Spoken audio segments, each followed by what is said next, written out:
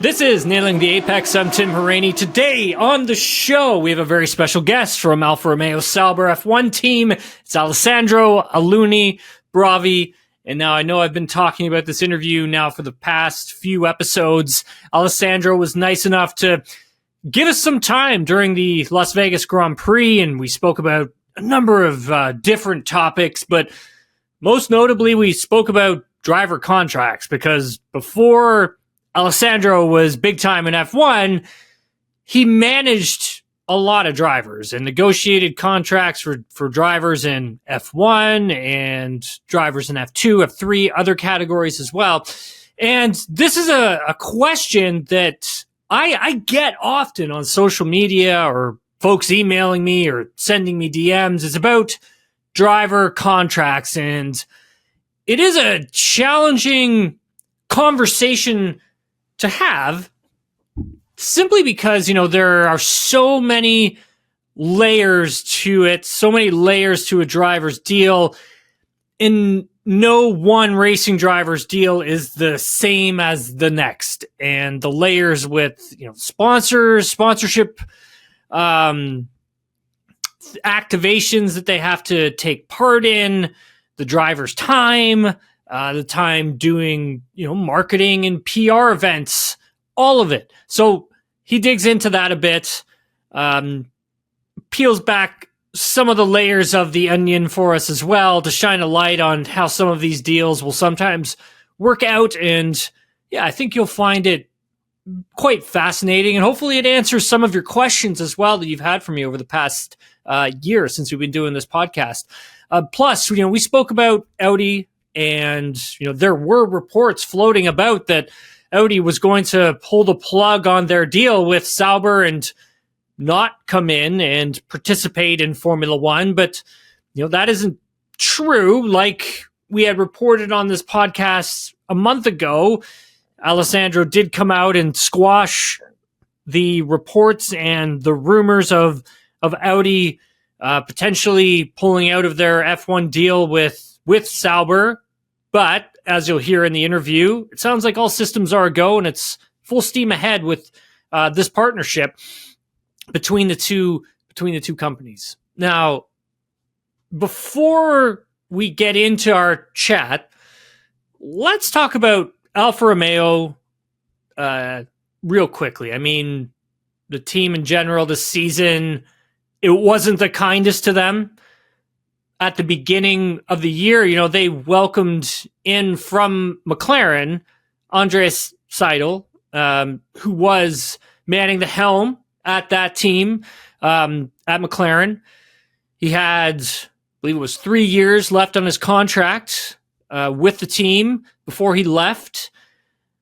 But, he was offered a very lucrative position within Sauber Motorsports as their CEO, and help with the company's move into this transition into this Audi Formula One team that we will see fully come online in 2026. Seidl has been a bit quiet since moving over to Sauber and taking everything over there. I mean, when he was at McLaren, very vocal. We always had conversations with him throughout the season. McLaren always made him available because he was their team principal, and always gave a great interview as well. But he hasn't done many interviews since moving over to this CEO role in Sauber. But behind the scenes, he's also been, making some moves. I think, like, for instance, he first appointed our guest on today's show, Alessandro Alunni Bravi, to the role of team representative. Alessandro is now, at the moment, the face and voice of the team in the media. And I also think, it allows Seidl time to make a decision on who he wants to appoint as his team principal moving forward with this organization. And, I think Alessandro would be a good fit for that position. Now, whether or not that he's in the conversation for team principal for next season and into the future, that remains unknown. But aside from the executive roles, I mean, internally at the F1 team, Seidel brought over from McLaren James Key, who left his position with McLaren way back in March, if you remember. Key was brought over to this team to take over the role of technical director, taking over the position of Jan Manchot as well. So Key will play a pretty big factor in what happens with the development of the 2024 F1 car. Seidel and Key, they worked together in the past for many years with their time together at McLaren. And so now, what is this team going to be called next season?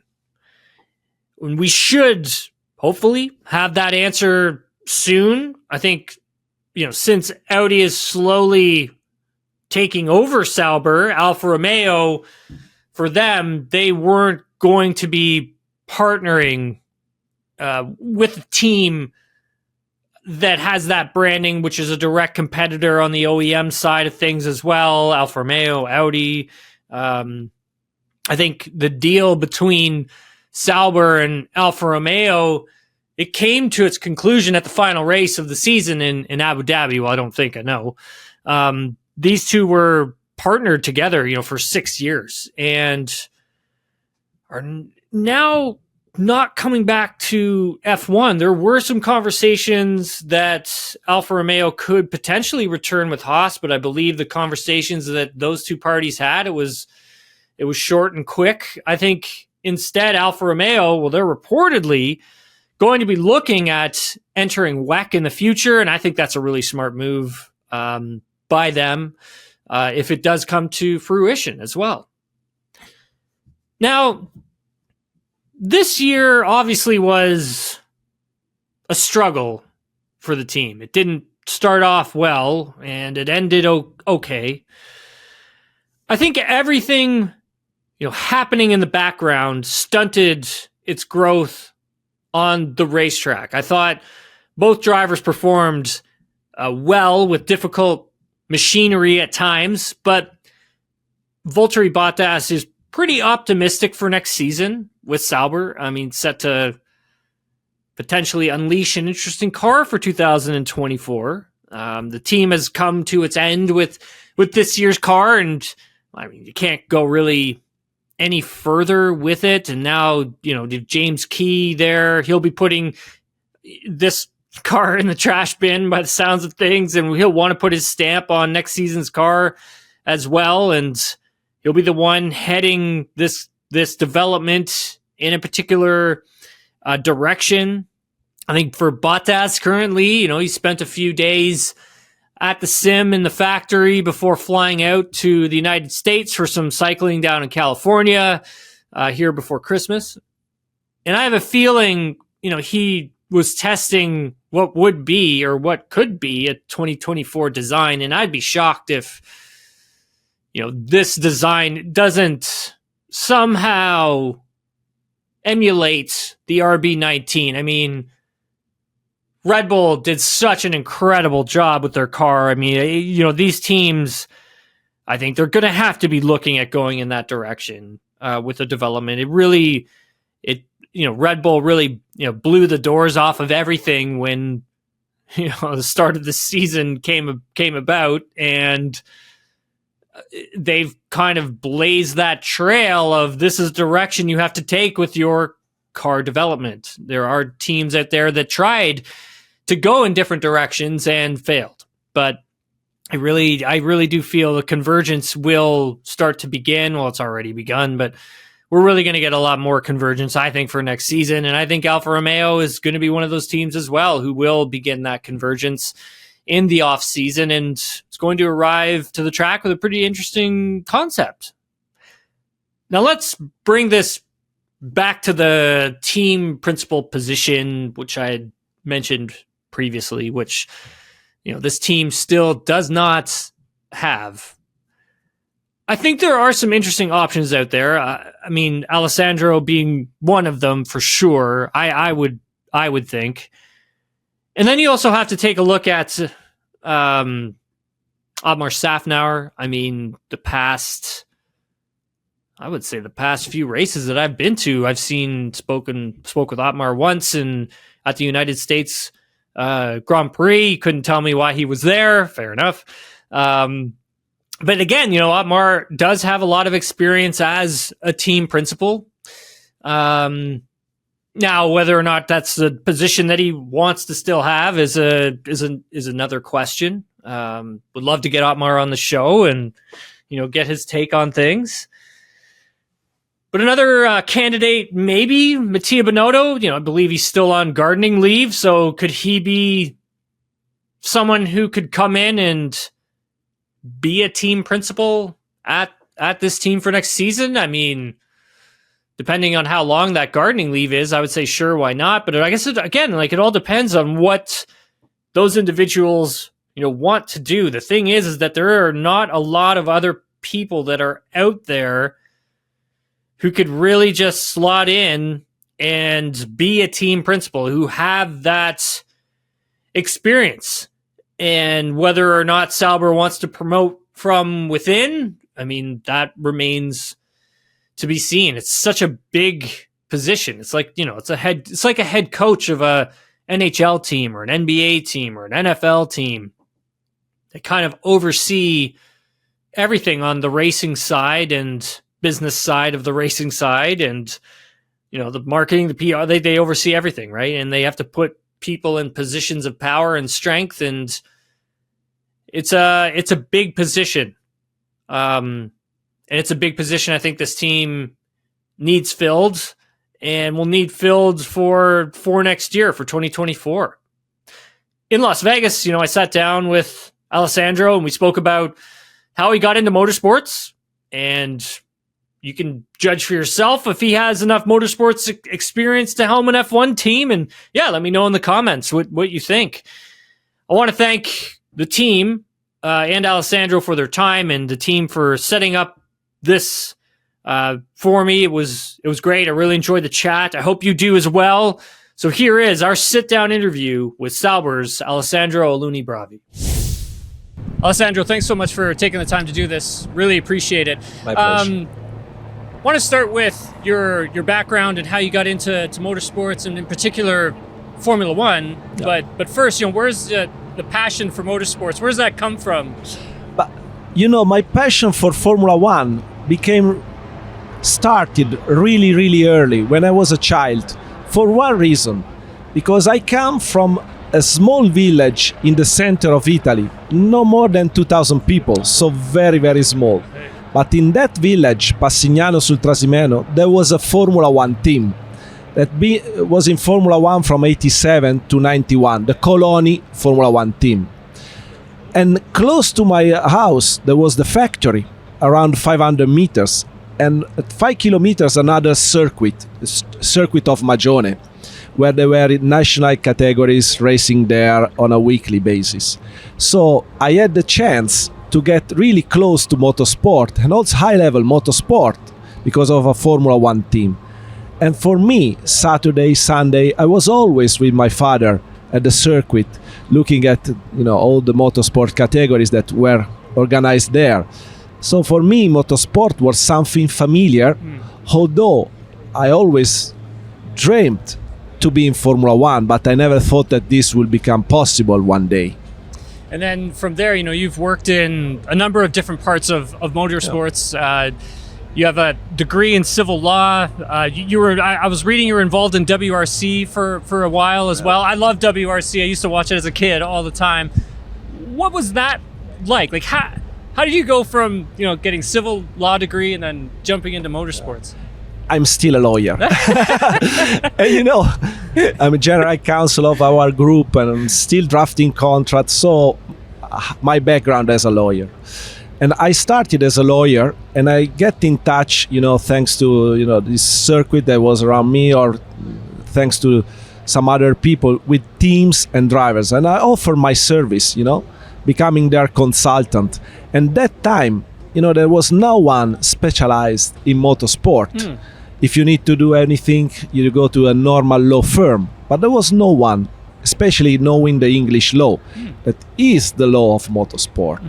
So I started very young, with my first clients, small teams, junior drivers in the junior category, offering my services for free because I want also to get experience.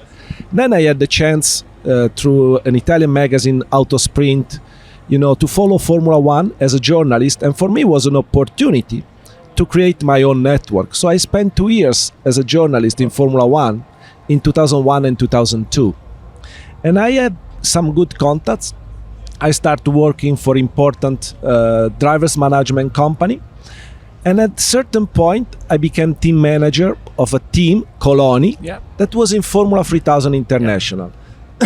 Coloni, and the second team that was operated by Coloni, Red Bull Junior team. And I had experience as a team manager, but always acting as a lawyer in parallel. And then I had the chance to go to the World Rally Championship to be the general manager of the Italian round, the Rally Italia Sardinia. And that was a nice experience for me because it was the first time that the rally in Italy was moved from Sanremo, so the gravel and asphalt, to a new venue.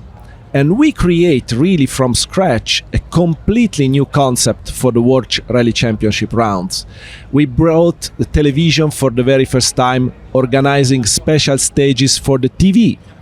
We organized this in Porto Cervo, so in the Costa Smeralda, thanks to a partnership with Colony Capital. So we wanted to have something really glamorous, a bit of concept like here in Las Vegas. We need to bring something exceptional to the World Rally Championship that time. And so I've been for 2 years the general manager of that round, traveling also all around the world to follow all the championship, because I was also in the rally commission. That's incredible. And then when I stopped, I created my own GP2 team. That was in 2006. And this was another dream. I start from scratch. I never had a team before, but I have the experience to be a team manager of a GP2 team. So I started the Trident Racing, that is still in Formula 2, Formula 3 and other category, with Eros Ramazzotti, was an Italian singer. Clarence Seedorf, that time was a football player with Milan, AC. And another partner that is currently the owner of Trident Racing. And we spent 3 successful years in Formula 2. The first year we immediately won 3 races. Each year from the second year we won Monte Carlo, that is the most important race that time for GP2. One with Pastor Maldonado, Venezuelan driver, and another with Mike Conway, a British driver. After that period, Honda Motorsport called me to be the liquidator of all their racing activities in Europe out of Formula 1, because Honda stopped in Formula 1, if you remember, in 2008. They stopped a couple times and they came back. And I was there managing the Formula Master and Technology, because Honda was one of the shareholder of Technology that has been the Alfa Romeo touring car team, works team for decades. And so I manage also a big company, because Technology that time counted of around 200 people, building all the Alfa Romeo for the World Touring Car Championship, Fiat car in the rally, the Fiat Punto, S2000, many motorsport projects. And I knew in that role Nicolas Todd. That was 2010. And Nicolas Todd, that was managing at that time Felipe Massa, asked me to join him and to help developing the business. And I was alone working with him. And then I spent 6 years and a half with Nicolas. And I think we enjoy a great period, because we went from having one driver to a lot of drivers, because we appointed Jules Bianchi, then Charles Leclerc, it was Pastor Maldonado there, a lot of drivers. And for him I also developed other business around. So Birel Art in karting. We started as our Grand Prix, a new karting manufacturer, and I would create this activity for him. Then we bought Birel, that was the second largest karting manufacturer in the world, creating Birel Art, and I've been following Birel Art for many years, but at the same time I was managing drivers for Nicolas. So at the end of 2016 I say, okay, now what I going to do? Or I stay with Nicolas for other 6-7 years, or I started my own drivers management company. And this is what I did. I started with Robert Kubica, and we had this dream to go back to Formula One. And we have been working hard, and thanks to Robert's determination and talent, we achieved this important target. I had Stoffel van Dorn, that was McLaren driver for the following 2 years. I had one young driver that I took in karting, Christian Lungard, that is now in IndyCar with Raul Latterman Racing, financing all his career until IndyCar, and other young drivers. So, but at the same time, during my relationship with Nicolas, I was also taking care as a general counsel of Art Grand Prix, where Nicolas was a shareholder together with Fred Vasseur.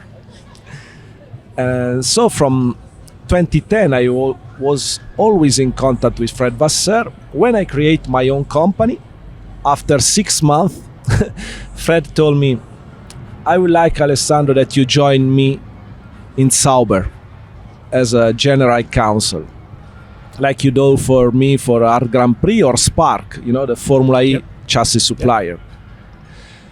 And so from 1st July 2017, I started together with Fred in Sauber, first as a general counsel, then becoming managing director of the group 2 years ago. And this year, with Audi coming, with our new group CEO, Andreas Seidel, joining the group in January, they decided to give me the role of team representative in addition to my position of managing director. So a lot of different experience. This means that I'm old, not that I'm clever. So, the experience is just a sum of many mistakes. So it means that I've done a lot of mistakes until now, and maybe I will do again a lot. I don't think these are mistakes. Like, you're a pretty successful person. This is great. Touched on a couple different things there. I used to race in Champ Car Atlantics, and I raced in the FIA GT Championship. And so I know I get a lot of questions from listeners who ask me a lot about driver contracts, and they are quite complex. Yes. For just the listeners, and I know you can't get into detail, but for the listeners, can you just glaze over how complex a driver's contract can be? First of all, is the evolution of driver's contract in the last 10 years that is really changed a lot. Why? Because the activities where the driver are involved are wider. It's not just about driving or testing. You have all the promotional activities. You have all the activities at the factory. You have all your image rights, both in your private capacity and also in a team or racing context.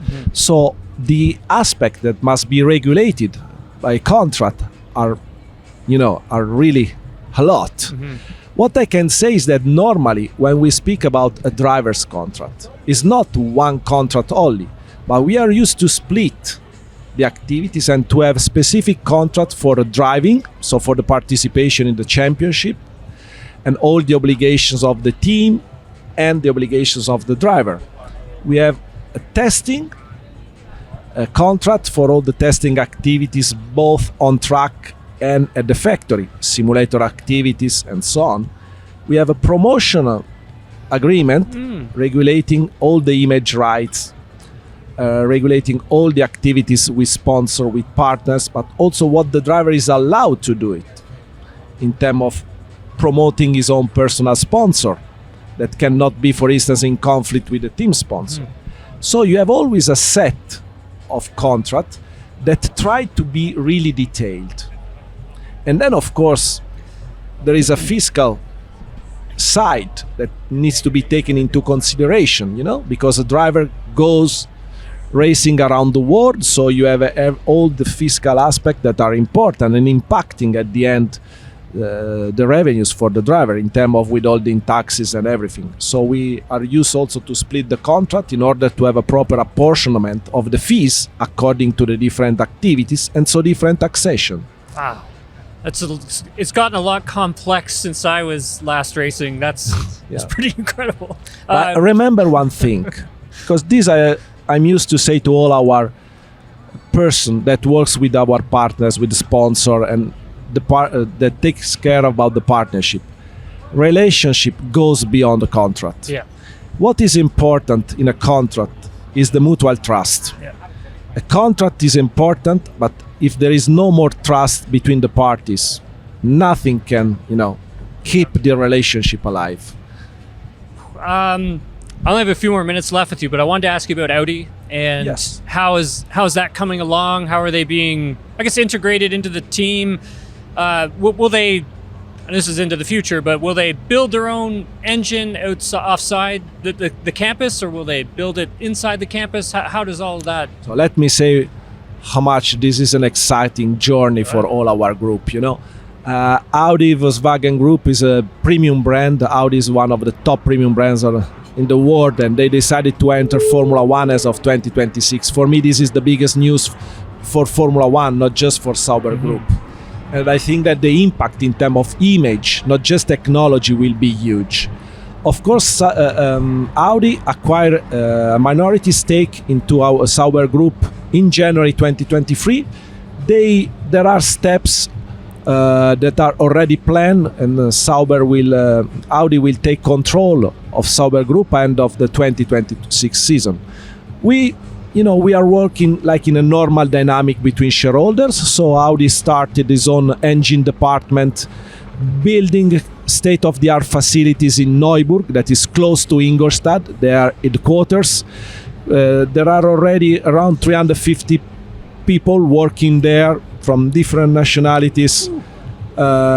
We install all the dynamic engine testing bench. So the program is according to plan, and of course we are in an important phase because we are close to finalize the power unit.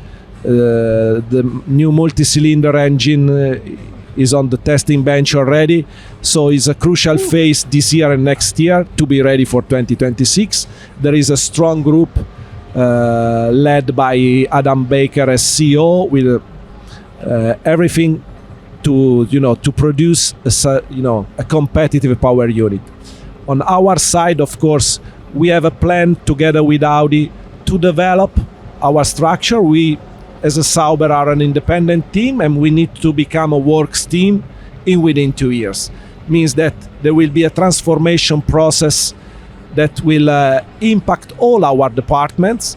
We need to go up in terms of headcount. We need to bring more technology in all the areas, and there is a plan, and we are working according to the plan and according to the governance that has been agreed between the shareholders for the next 3 years. Alessandro, this has been great. I really appreciate you taking the time to do this. Have fun in Las Vegas. And for me, fun will be to score points. Yes, I was gonna say that. But here is amazing, and I think Formula One set another benchmark for Grand Prix venues. We have seen the opening ceremony. Yeah. All the top artists that were there, the big show with the drones, the circuit itself is a first year. So as you know, to judge an event, you need to wait 2-3 years. But what we have seen here is already amazing.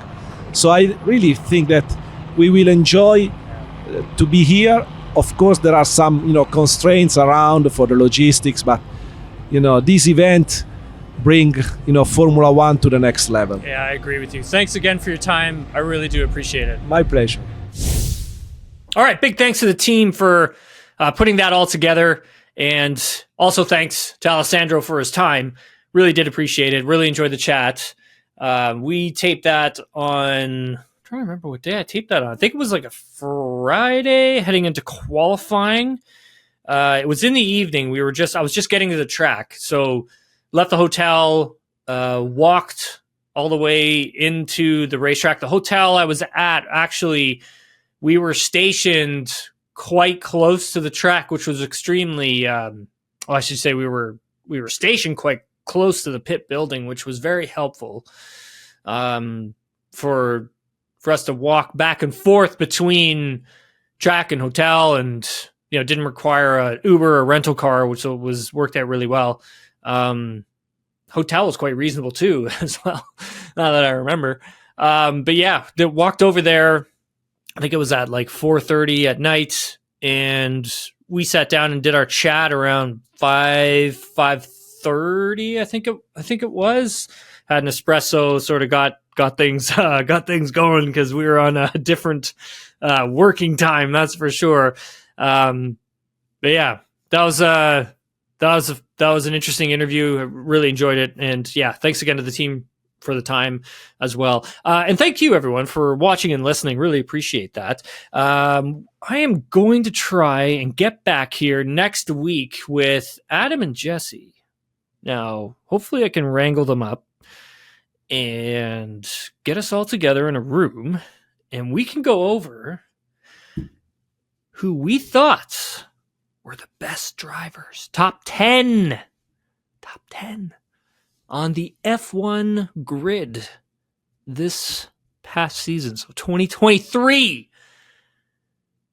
So I'm going to try and get the guys together and try and do that, because we did something similar before the Canadian Grand Prix. Was in lead up to the Canadian Grand Prix. We'd done a podcast similar to like what were our top 10 drivers, coming into the Canadian Grand Prix at that moment.